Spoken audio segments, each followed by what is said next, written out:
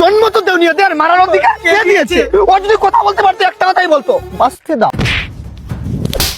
এই এই এই এই এই দাঁড়াও তো, এই দাঁড়াও তো, এই এই কি হইছে? হাত হাত হাত, আমি আছি। এই তোর ভিতরে মনুষ্যত্ব বলতে কিছু নাই। এই এই ঠিক আমার তুলে নিবি না? তুলে না আমার সমস্যা কি? সমস্যা কি? ও কি করছে জানোস না তুই?